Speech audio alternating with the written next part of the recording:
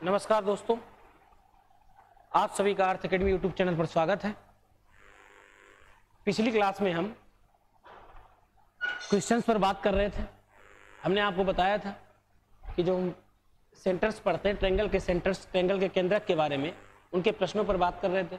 उनमें हम 4 प्रश्न कर भी चुके थे और आप लोगों ने अगर इन 4 प्रश्नों को हल किया होगा, जिनमें से हमने 4 नंबर वाले प्रश्न को आपको घर के लिए बताया था।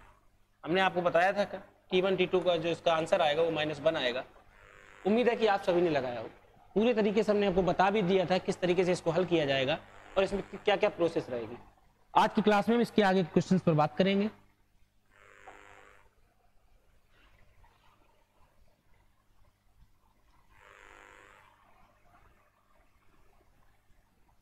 प्रश्न आप देखेंगे, प्रश्न है कि if the points A k, 2, -2k, B 1 - k, 2k and C -4 - k, 6 - 2k are collinear, then the value of k। हम आपसे कोलिनियर वाली बात को पिछली क्लास में भी बता चुके और हम फिर बात कर लेते हैं कि जब कभी कोलिनियर की बात की जाए, आपसे जब कभी कोलिनियर की बात करेगा तो आपको ये बात अंडरस्टूड होनी चाहिए, आपके दिमाग में ये बात तुरंत आ जानी चाहिए कि अगर वो कोलिनियर की बात कर रहा है तो कोलिनियर का मतलब होता है कि कोई ये जो तीनों पॉइंट दिए हैं, ये तीनों पॉइंट एक रेखा में स्थित होंगे। ये तीनों पॉइंट एक रेखा में स्थित होंगे, क्योंकि कोलिनियर को हम हिंदी में संरेखीय बोलते हैं और संरेखीय का मतलब होता है कि एक ही लाइन में ये तीनों पॉइंट दिए गए। If the points A, B, C are collinear, अगर तीनों पॉइंट कोलिनियर हैं तब आपको then the value of k, आपको k का मान बताना है। अगर ये तीनों पॉइंट कोलिनियर हैं तब A, B, C, तो हमने आपको पिछली क्लास में बता रखा है कि जब कभी कोलिनियर वाला कॉन्सेप्ट आएगा तो आपको याद रखना है कि कोलिनियर के लिए जो सिर्फ और सिर्फ 2 कंडीशन पॉसिबल होती है। एक कंडीशन ये होती है कि अगर कोलिनियर है, जो कि फैक्ट भी है और जो रियलिटी होती है, जो अगर हम देखें यकीनन 100% जो सही कॉन्सेप्ट होता है वो सिर्फ और सिर्फ कोलिनियर के लिए एक है। वो कॉन्सेप्ट ये होता है कि अगर जब कभी कोलिनियर आपसे बोल दिया जाएगा तो इसका मतलब हुआ कि ये तीनों पॉइंट एक लाइन में स्थित होंगे।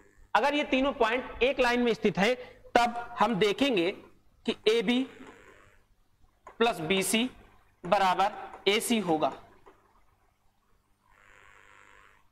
ये बात हम आपको बता भी चुके हैं कि AB + BC = AC होगा।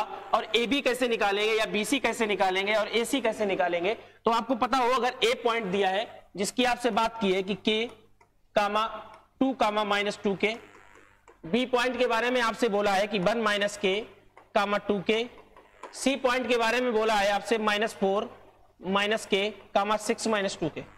अगर आपको ये तीनों पॉइंट दिए हैं तो आप अगर A B निकालना चाहते हैं, आपको A पता, B पता, इनके बीच की डिस्टेंस का फार्मूला लगाइए, डिस्टेंस बिटवीन 2 पॉइंट्स, ये लाइन आपको निकल आएगी।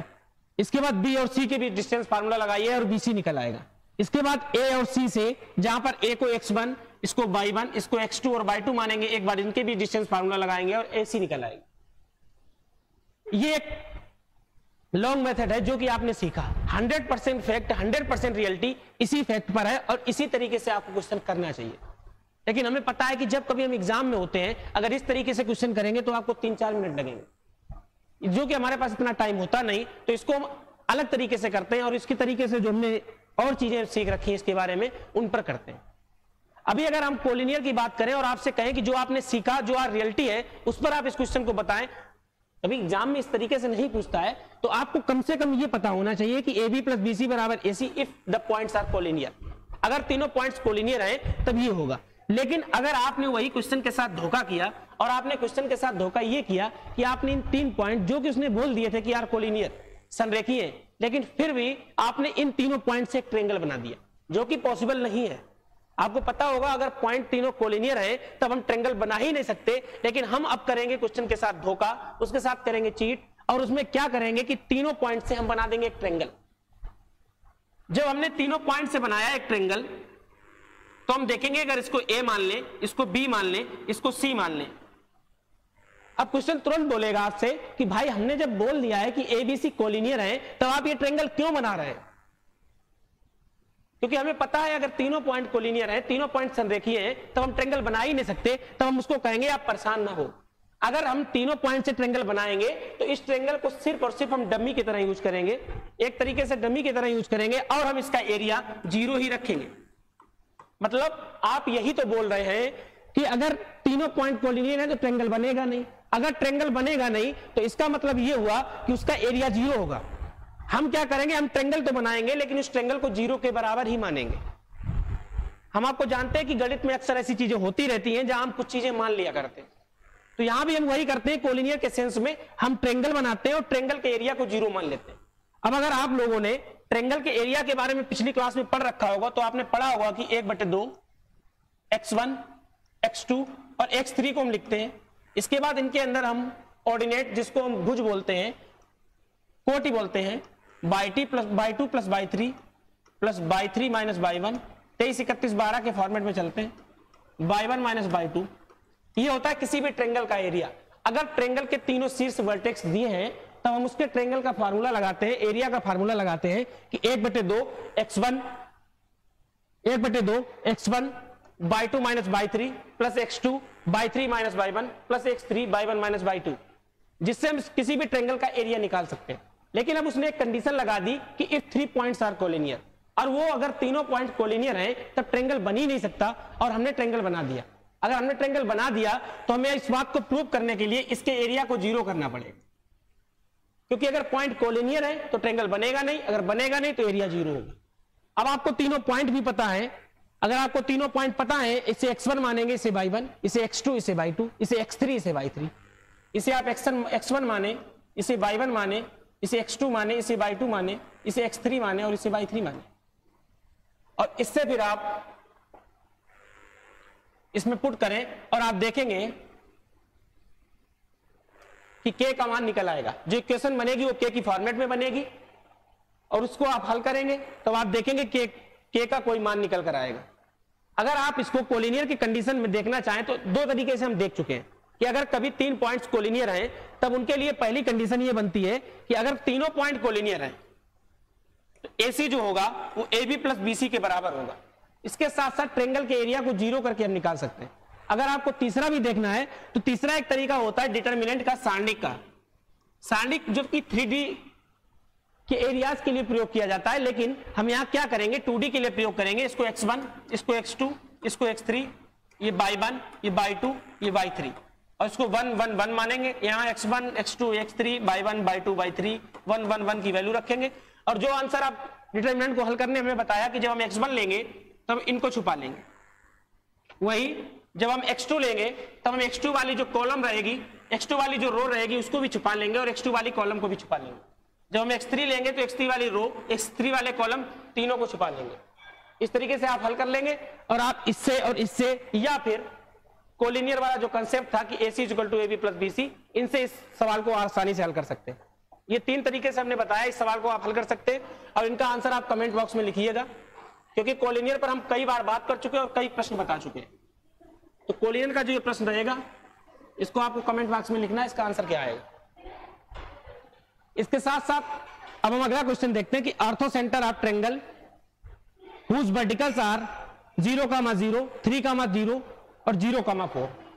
एक ट्रायंगल से आपसे बात कर रहा है, एक त्रिभुज के बारे में बात कर रहा है, और आपसे बोल रहा है कि इसके जो ऑर्थो सेंटर हैं,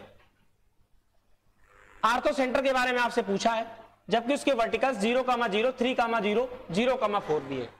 हमने आपको बताया कि आपको अगर जनरल जाना है तो इसके लिए हमने ऑर्थो सेंटर के कोऑर्डिनेट बताए कि x1 10a, x2 10b plus x3 10c अपान 10a plus 10b plus 10c। इससे आपका एब्सिसा भुज निकल कर आएगा।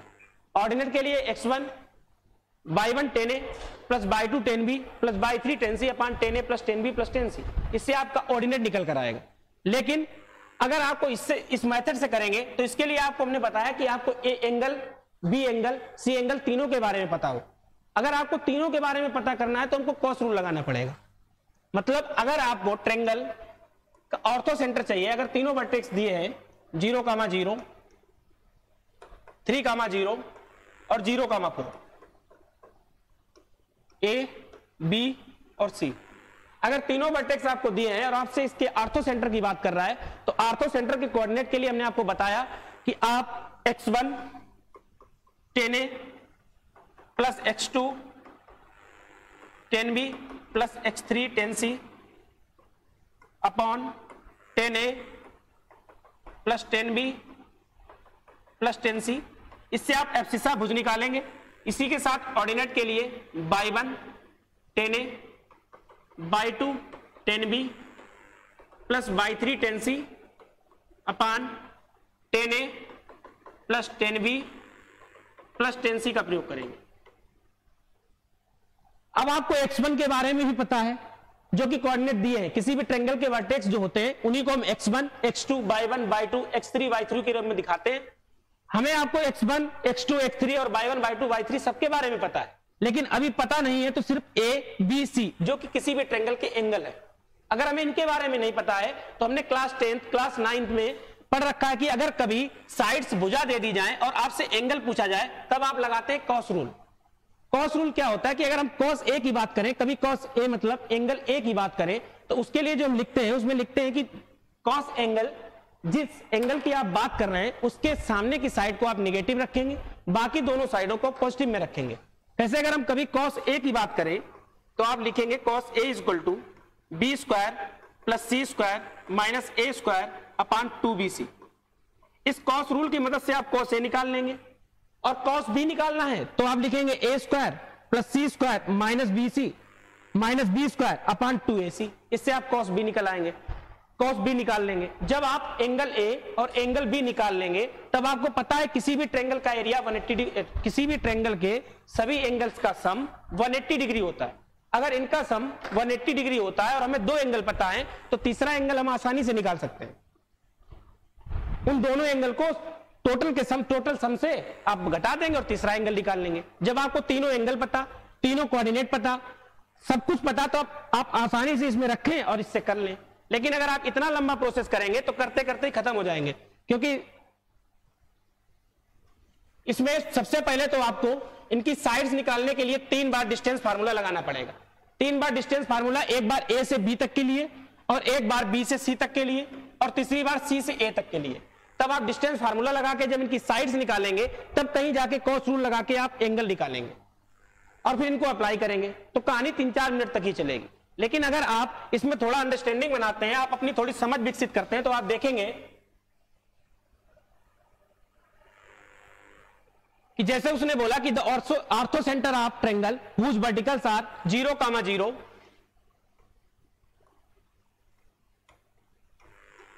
3, 0, 0, 4। अगर आपसे उसने किसी ट्रायंगल में तीनों वर्टेक्स दे दिए हैं और आपसे पूछा कि इसमें लंब का केंद्र बताइए, इसमें लंब केंद्र बताइए कि लंब कहां पर होगा, या लंब केंद्र के निर्देशांक बताइए, तो आपको क्या करना है, आपको तीनों साइड्स की सिर्फ और सिर्फ लेंथ निकाल लेनी है। और उसके लिए हमने आपको बताया कि जब कभी आपको तीनों साइड्स निकालनी हो तो इसको x1 मानो, इसको x2, इसको y1, इसको y2। अब हमें पता है x1 माइनस x2 का whole square, x1 minus x2 का होल स्क्वायर मतलब 3 0 का होल स्क्वायर प्लस 0 माइनस 4 का होल स्क्वायर, और इसका ले लेंगे अंडर रूट, तो आप देखेंगे तो ये आएगी 5। इसी तरीके जब आप इसको निकालेंगे तो आप x1 x2 से निकालेंगे तब ये आएगी 4, ये आएगी 3। अब आपको शायद समझ में आ गया हो कि अगर 5 4 3 का ट्रायो बन रहा है तो that is only possible in the right angle. ये केवल और केवल राइट एंगल में पॉसिबल है। जब राइट एंगल की बात करते हैं तभी उसमें कोई ट्रायो पॉसिबल होता है। अगर राइट एंगल ट्रायंगल बन रहा है तो ये बात क्लियर है कि उसमें एक ट्रायो भी बनेगा। तो इसका मतलब जब आपसे बात उसने कर ली, हमने इसको ए माना, इसको बी माना, इसको सी माना, और हमें उसमें पता समझ में आ रहा है कि ए बी सी, जहां ए बी की लंबाई 3, AC की लंबाई 4 और BC की लंबाई 5 निकल ली। अब अगर आपने ऑर्थो सेंटर के बारे में पढ़ा है, अब ये क्लियर होगा कि जो ये पॉइंट दिए, इन पॉइंट से जो भी ट्रायंगल बनेगा वो ट्रायंगल एक राइट एंगल ट्रायंगल होगा। अब अगर आपने पढ़ रखा है कि हमने एक्यूट एंगल ट्रायंगल में पढ़ा कि एक्यूट एंगल ट्रायंगल में किसी भी सेंटर की बात की जाए, सभी इनसाइड ऑफ द ट्रायंगल होंगे, ट्रायंगल के अंदर होंगे। लेकिन अगर कभी आपसे यही बात राइट एंगल ट्रायंगल में बोल दी जाए, तो हमने आपको बताया था कि राइट एंगल ट्रायंगल में जो ऑर्थो सेंटर होगा वो 90 वाले ही वर्टेक्स पर होगा। अब बताओ जो 90 वाला वर्टेक्स है उसके अगर हम कोऑर्डिनेट बताएं तो क्या होंगे। हमको भी पता है कि 90 वाले वर्टेक्स के कोऑर्डिनेट जो हैं 0, 0 है। तब आपसे पूछा जाए कि the orthocentre of triangle whose verticals are 0, 0, 3, 0, 0, 4, तब इसका आंसर होगा 0, 0, क्योंकि हम पे ऑर्थो सेंटर पूछा और ऑर्थो सेंटर के कोऑर्डिनेट निकालने के लिए हमने एक तो वो आपको बताया जो कोऑर्डिनेट निकालने के लिए x1 10a वाला फार्मूला, या फिर आप अगर अप्रोच विकसित करना चाहते हैं तो आप पहले इनकी डिस्टेंस निकालो, डिस्टेंस जब आप निकाल लोगे तो आपको क्लियर हो जाएगा कि ये ट्रायो बन रहा है। ट्रायो सिर्फ और सिर्फ राइट एंगल में बनेगा। अगर ट्रायो राइट एंगल में बन रहा है तो जो कर्ण होगा वो 90 वाली साइड के सामने होगा। और अगर आप आर्थो सेंटर की बात कर रहे हैं तो हम पढ़ चुके हैं कि एक्यूट एंगल ट्रायंगल में जो आर्थो सेंटर होता है वो तो इनसाइड ऑफ द ट्रायंगल होता है, ट्रायंगल के अंदर होता है। लेकिन जब हम राइट एंगल ट्रायंगल की बात करते हैं तो उसमें आर्थो सेंटर, उसमें लंब केंद्र उसी 90 वाले वर्टेक्स पर होता है। अब हमें 90 वाले वर्टेक्स पे पता है कि यही ऑर्थो सेंटर होगा, तो इसके जो कोऑर्डिनेट होंगे वही ऑर्थो सेंटर के कोऑर्डिनेट होंगे। तो इसके कोऑर्डिनेट हमको पहले से दिए हैं 0,0, तो यही ऑर्थो सेंटर के भी कोऑर्डिनेट होंगे और इसका आंसर 0,0 होगा।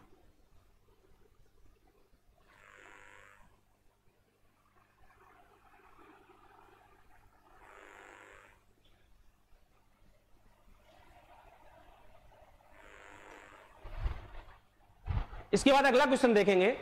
अगले प्रश्न में हम देखेंगे the area of triangle ABC having verticals at B plus C, B comma 1 plus A, C में कोऑर्डिनेट दिए सी कामा ए प्लस बी। मतलब आपको किसी भी ट्रायंगल के तीनों वर्टेक्स दिए हैं और आपसे उसका एरिया पूछा है।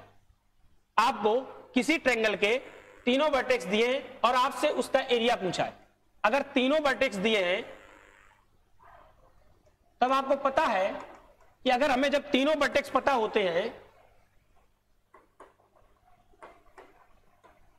तो उसका एरिया निकालने का सिर्फ और सिर्फ एक तरीका है, या फिर आप चाहे तो इसको कह सकते हैं कि दोनों तरीके एक ही हैं। उनका रिजल्ट जो आएगा उस रिजल्ट को आप तैयार रखो जो हमने आपको बताया था कि 1/2 x1, जो अंदर हम x1 के बाद ब्रैकेट में लिखते हैं उसकी जो फॉर्मेट रहती है वो रहती है 23, 31, 12। मतलब 1/2 x1, एब्सिसा को हम बाहर लिख लेंगे तीनों में, x1, x2 और x3। इसके बाद अंदर 23, 31, 12 की फॉर्मेट हम फॉलो कराएंगे।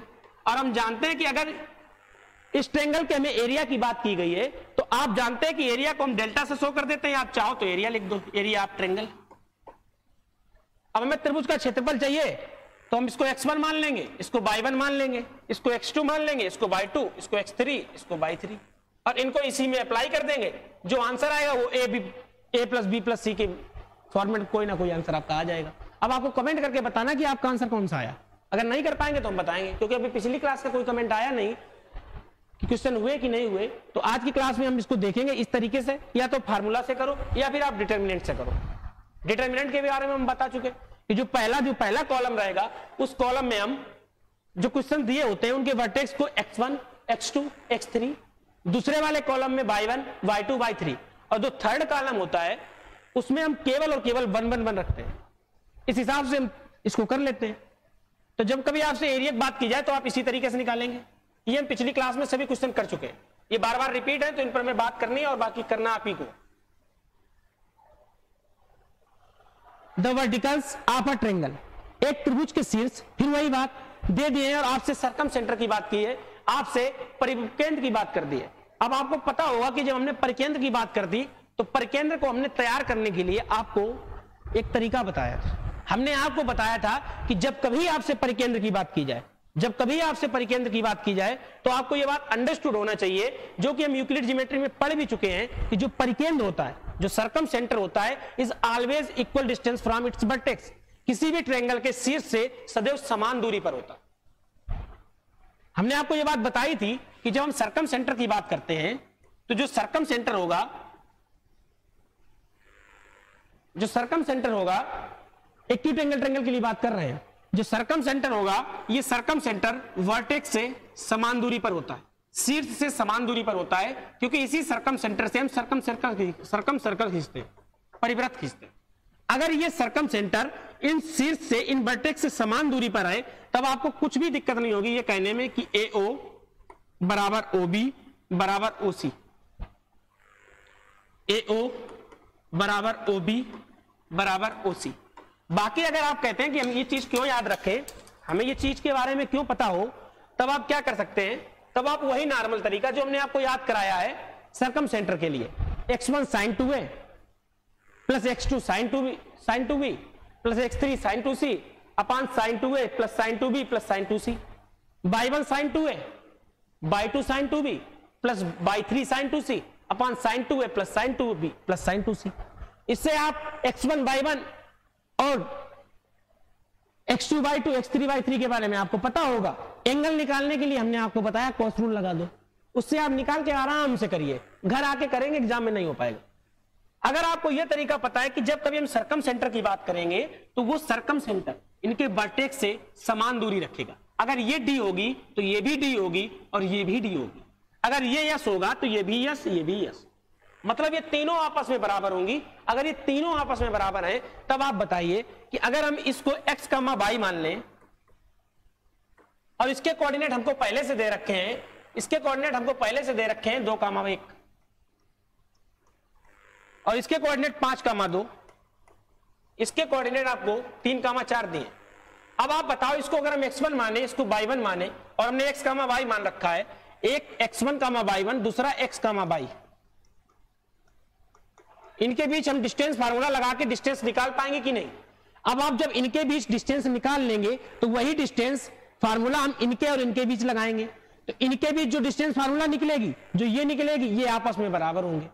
अगर ये आपस में बराबर होंगे तब आप हल करेंगे। हमें पता होता है कि जब अगर हमसे कभी दो वेरिएबल की बात की जाए और एक इक्वेशन हो तब हमें मुश्किल होता है उनको हल कर पाना, क्योंकि दो वेरिएबल के लिए कम से कम 2 इक्वेशन होना जरूरी है। अगर कभी आपसे बोल दे कि x/2 ऐसी कोई इक्वेशन है जिसमें x/2 वेरिएबल प्रयोग किए गए और बाई चांस वो सिर्फ एक इक्वेशन से आपको दोनों वेरिएबल निकालने, तो आप कभी नहीं निकाल पाएंगे। लेकिन अगर 2 इक्वेशन है, 2 वेरिएबल है, तो आप आसानी से निकाल लेंगे। कैसे? देखो, एक बार हम इसको इसके बराबर करेंगे, एक बार हम इसको इसके बराबर कर देंगे और तीसरी बार इसको इसके बराबर कर देंगे। यहां हमें 3 इक्वेशन मिल जाएंगे। अब 3 इक्वेशन में कोई 2 इक्वेशन आपको उठा लेनी है, उन्हीं को सॉल्व करना है। पिछली क्लास में बिल्कुल इसी तरीके का एक सवाल हम कर चुके हैं। अब आपको इस सवाल को भी घर पर करना है और जो आंसर होगा उसको इसमें आपको कमेंट बॉक्स में लिखना है और जो आपके डाउट बनेंगे उनके बारे में ही बताना है। आज सोच रहे हो कि शायद अगर जब सभी क्वेश्चन हमको घर पे करने तो यहां क्यों करा? यहां हम आपको अप्रोच बता रहे हैं, उसी अप्रोच से आपको करना है। जब आपको नहीं आएंगे तब हम बताएंगे। तो आपको कमेंट बॉक्स में जरूर लिखना है कि आपको सवाल आए कि नहीं आए।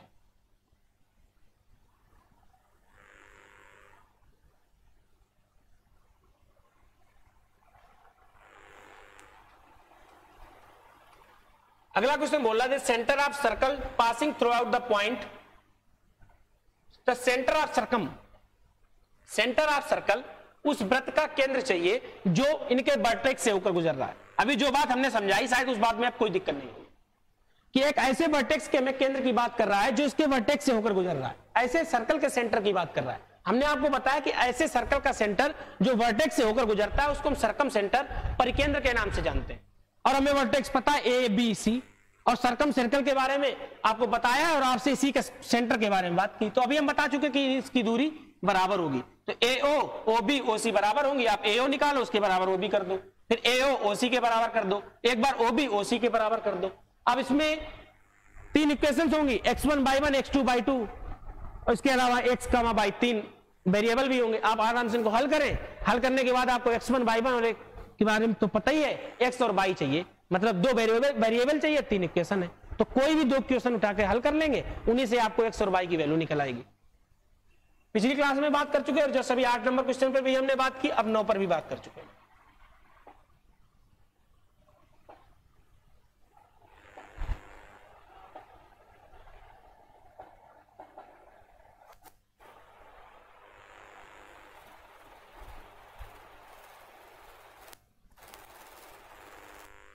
आपसे बोला है कि द कोऑर्डिनेट ऑफ सेंटर, यहां पर इन सेंटर होगा। अंतः केंद्र के निर्देशांक पूछे आप ट्रेंगल विथ एबीसी। हमने आपको इन सेंटर के लिए बताया था कि जो इन सेंटर होता है ए, इस पे सवाल भी किया हमने, सबसे पहला सवाल इन सेंटर पर किया था, 0,6 बी 8,12 सी 8,0। देखिए हम आपको हर एक चीज कलम पकड़ा या पेन पकड़ाकर नहीं करा सकते, हम आपको एक तरीके से गाइड कर सकते हैं, आपको चीजें बता सकते हैं कि आपको किस तरीके से करना तो आप ही को पड़ेगा। तो इसलिए ए के कोऑर्डिनेट हमको पता, बी के पता, सी के पता। अगर तीनों के कोऑर्डिनेट आपको पता है तब आपको चाहिए centre coordinate of in centre.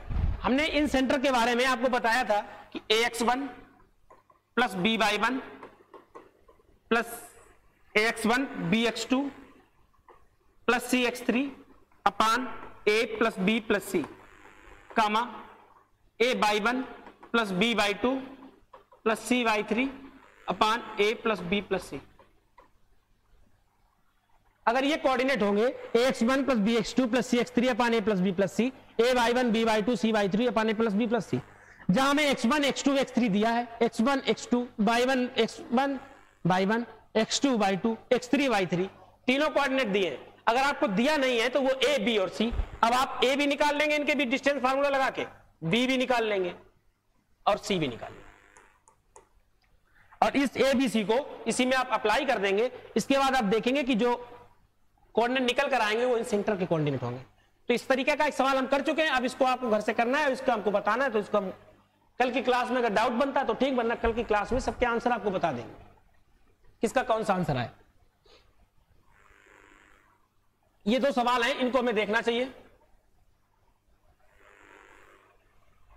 उसने बोला कि mid point of the sides AB and AC of a triangle ABC are 3,5 and -3,3 respectively the length of side BC।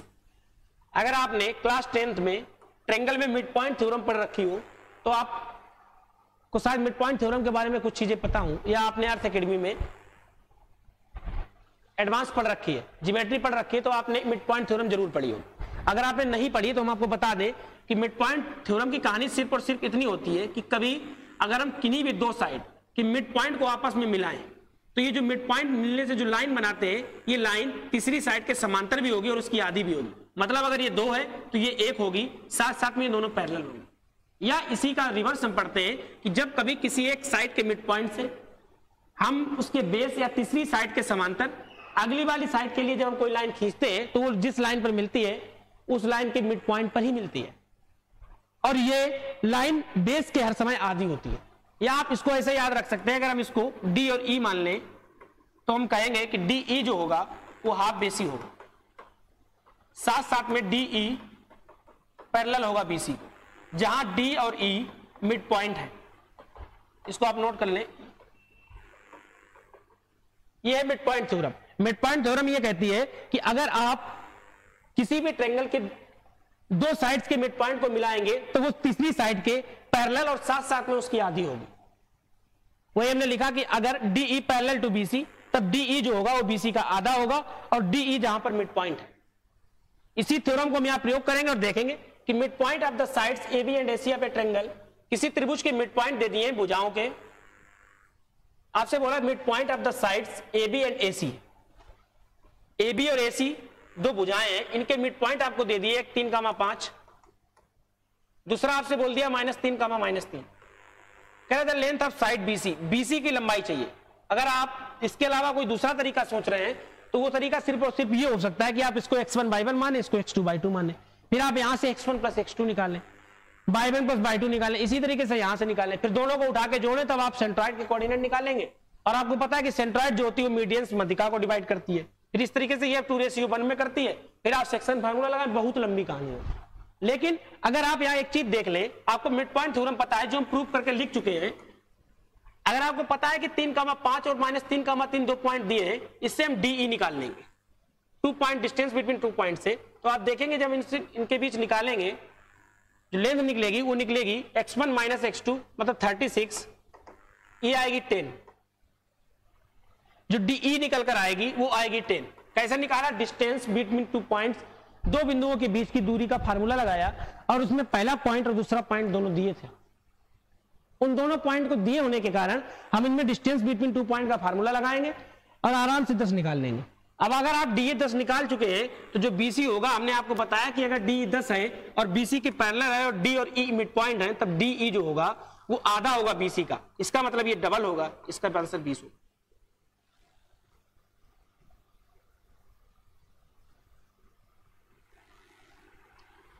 इसमें हमने आपको मिड पॉइंट थ्योरम के बारे में बताया और मिड पॉइंट थ्योरम के बारे में आपको पता होना चाहिए।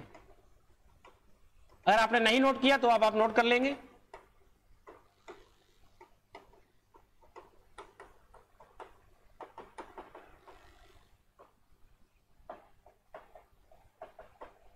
D हाफ होगी BC के, साथ साथ में D पैरेलल होगी BC के। ये क्वेश्चन नंबर 11 था। क्वेश्चन नंबर 12 की हम बात करें तो हम देखेंगे क्वेश्चन नंबर 12 कहता है कि mid point of the sides of a triangle ABC के मिड पॉइंट दिए हैं, तीनों मिड पॉइंट दिए हैं।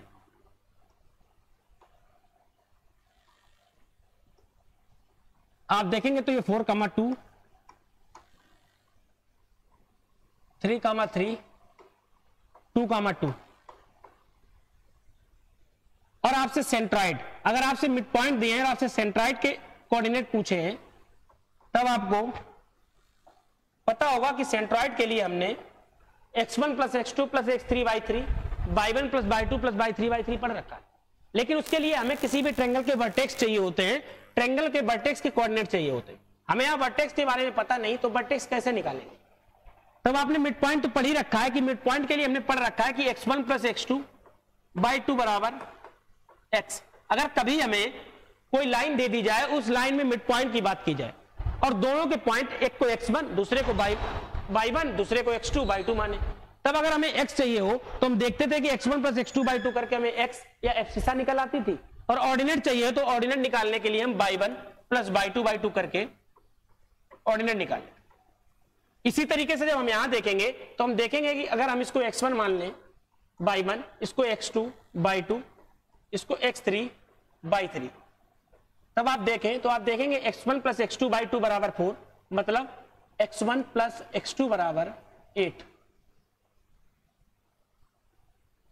वहीं जब y1 वाले देखेंगे तो देखेंगे आप y1 प्लस y2 बराबर 4। इस तरीके से इसमें देखेंगे तो आप देखेंगे x1 plus x3, x1 plus x3 बराबर 6, वहीं y1 प्लस y3 बराबर 6। अगर आप इधर देखेंगे तो आप देखेंगे x1 प्लस x2 प्लस, इसको x2 मानेंगे, x2 प्लस x3 बराबर 4, y2 प्लस y3 बराबर 4। अब आपको अगर x1 के कोऑर्डिनेट चाहिए तो x1 x2, मतलब इसको अगर हम फर्स्ट मान लें इक्वेशन, इसको सेकेंड, इसको थर्ड, इसको फोर्थ, इसको 5 और इसको 6, तब हम फर्स्ट, थर्ड और 5 को वापस देंगे। तब हम फर्स्ट, थर्ड और 5 को आपस में जोड़ेंगे, तब हम देखेंगे x1 plus x2, x1 plus x3 और x2 प्लस x3। हर x1 हो या x2 हो या x3 हो, तीनों इक्वेशंस में दो टर्म में यूज किया गया है और हर एक बार रिपीट हो रहा है। मतलब x1 भी 2 बार, x2 भी 2 बार और x3 भी 2 बार। जब आप इसको जोड़ेंगे तो देखेंगे 2x1 plus x2 plus x3। आप इसको घर में करके देखिएगा, इसी तरीके से आएगा 8, 6, 14 और 4, 18। आप देखेंगे कि x1 plus x2 plus x3 जो आया वो 9 आया। x1 plus x2 plus x3 बराबर 9। इसी तरीके से जब आप y1 वाला देखेंगे तो आप देखेंगे 6, 4, 10, 10, 4, 14, तो y1 plus y2 plus y3 बराबर 7 आएगा। और जब आपसे सेंट्रॉइड के कोऑर्डिनेट पूछे जाएंगे तो आपको पता होता है कि सेंट्रॉइड के coordinate x1 plus x2 x3/3 y1 plus y2 plus y3/3 होते हैं। और हमें यहां पता भी है कि x1 plus x2 plus x3 बराबर 9 और y1 plus y2 plus y3 बराबर 7। यही वैल्यू हम पुट कर देंगे इस सेंट्रॉइड में, और जब आप पुट करेंगे तो आप देखेंगे कि 3, 9 यहां रखेंगे तो आप देखेंगे कि 9 से 3 एलिमिनेट होगा, 3 बचेगा, 1 रखेंगे तो 7/3। ये आपका आंसर होगा, यही सेंट्रॉइड के कोऑर्डिनेट होंगे 3, 7/3। हमने क्या किया, हमने सबसे पहले x1 और x2 के बीच डिस्टेंस फार्मूला लगाया, सॉरी मिड पॉइंट फार्मूला लगाया, और हमको पता था कि मिड पॉइंट वाला जो होता है x1 प्लस x2 बटे 2 बराबर 4, वहां से हमें x1 प्लस x2 8 लिखा, y1 प्लस y2 निकाला। इसी तरीके से सभी में लगाया और सभी इक्वेशन बना ली। फिर हमने 1, 1, 3, 5 इक्वेशन को, मतलब x वाले टर्म आपस में जोड़े। हमने देखा कि हर एक टर्म में x है, किसी में x2 है, फिर अगले में x2 के साथ x1 है और x3 के साथ x2 है। तो हमने देखा कि x1 2 बार, x2 भी 2 बार, x3 भी 2 बार आएगा। तो इसी तरीके से बराबर में जब 18 आया तो हमने उसको एलिमिनेट किया, x1 plus x2 plus x3 बराबर 9 और y1 plus y2 plus y3 बराबर 7। अगर ये तीनों निकल आई इक्वेशन 7 और 8, जिसको हमने 7 और 8 इक्वेशन नंबर कहा, अब हमको पता है कि सेंट्रॉइड के अगर हमको कोऑर्डिनेट चाहिए हो तो वो होते हैं x1 plus x2 plus x3/3 by 1 plus by 2 plus by 3/3। अब इसी को हम 3 से डिवाइड कर देंगे, इसको भी 3 से कर देंगे, तो 3 का 7/3 आपका आंसर होगा। इस तरीके से